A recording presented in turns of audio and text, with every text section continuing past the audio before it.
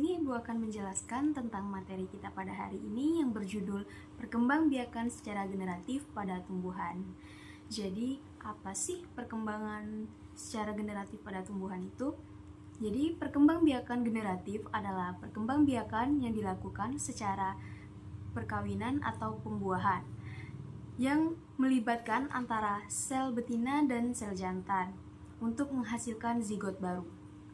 Pada tumbuhan, proses ini terjadi pada bunga yang merupakan alat reproduksi generatif. Jadi, bunga itu terdiri dari perhiasan bunga, yaitu kelopak dan mahkota, serta alat kelamin berupa benang sari atau sel jantan dan putik, yaitu sel betina.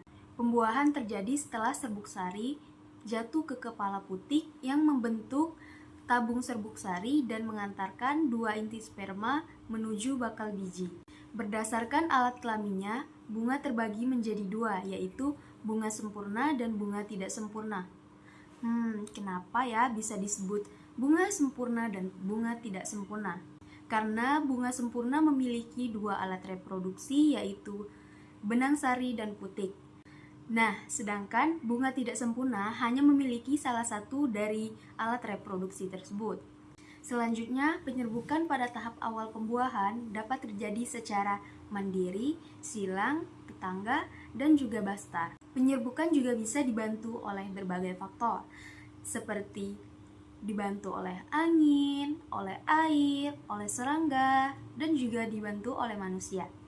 Oke, sebelum Ibu menampilkan video animasi pembelajaran tentang bagaimana penyerbukan bisa terjadi pada tumbuhan, Ibu akan menjelaskan terlebih dahulu apa kaitan antara materi kita pada hari ini dengan Al-Quran. Seperti yang kita ketahui ya anak-anak, bahwasanya perkembangbiakan generatif adalah perkembangbiakan yang terjadi secara perkawinan atau pembuahan yang melalui sel jantan dan sel betina untuk menghasilkan zigot baru.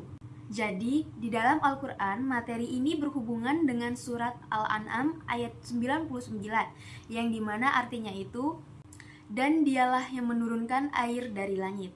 Lalu, kami tumbuhkan dengan air itu segala macam tumbuh-tumbuhan. Maka kami keluarkan dari tumbuh-tumbuhan itu tanaman yang menghijau. Kami keluarkan tanaman yang menghijau itu butir yang banyak, dan dari mayang kurma, mengurai tangkai-tangkai yang menjulai.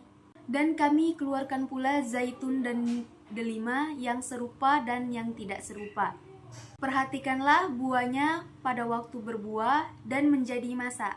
Sungguh, pada yang demikian itu ada tanda-tanda kekuasaan Allah Subhanahu wa Ta'ala bagi orang-orang yang beriman. Oke, anak-anak, jadi ayat ini menggambarkan bagaimana proses generatif dimulai dari hujan yang menyuburkan tanah, menumbuhkan tanaman, lalu menghasilkan biji yang menjadi awal mula kehidupan tumbuhan baru. Hal ini memperlihatkan bahwa Al-Quran secara ilmiah telah menyentuh proses reproduksi tumbuhan bahkan sebelum ilmu biologi modern berkembang. Dan juga menunjukkan bahwa proses itu adalah bagian dari tanda-tanda kebesaran dan kekuasaan Allah Subhanahu wa Ta'ala. Oke, jadi itulah ya anak-anak kaitan antara Al-Quran dengan materi kita hari ini.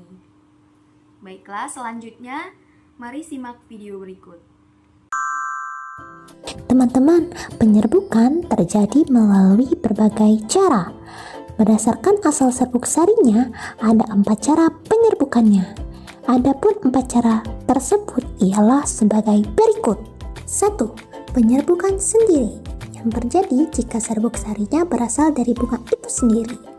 Yang kedua, penyerbukan tetangga, terjadi jika serbuk sari berasal dari bunga lain tetapi masih dalam satu tumbuhan.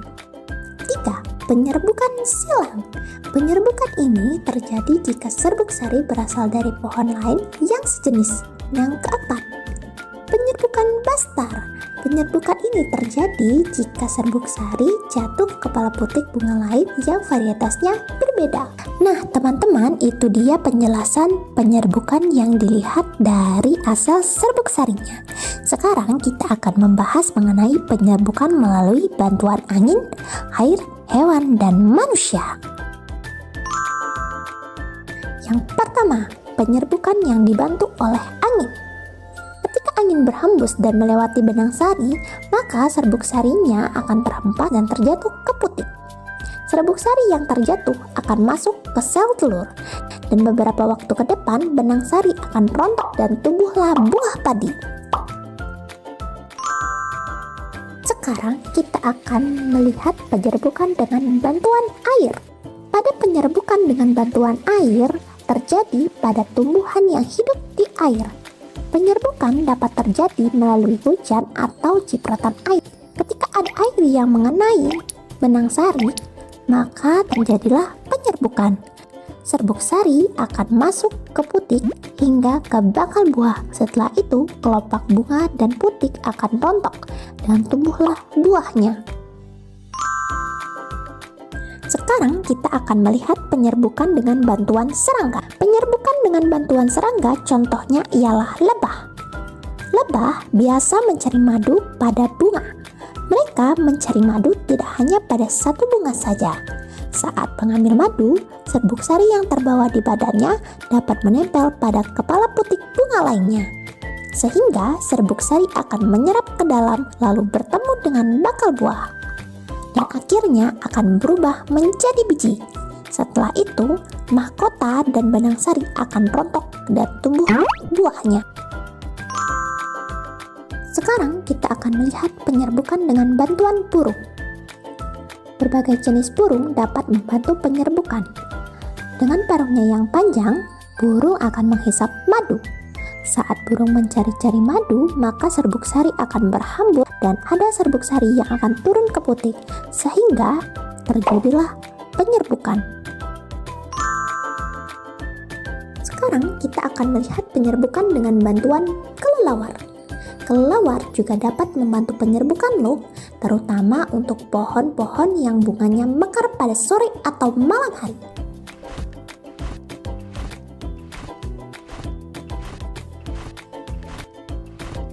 Sama seperti hewan lainnya, kelelawar akan memakan nektar yang ada pada bunga. Jika kelelawar mencari dan menggerogoti nektar, maka serbuk sari akan berhamburan dan mengenai putik, sehingga terjadilah proses penyerbukan.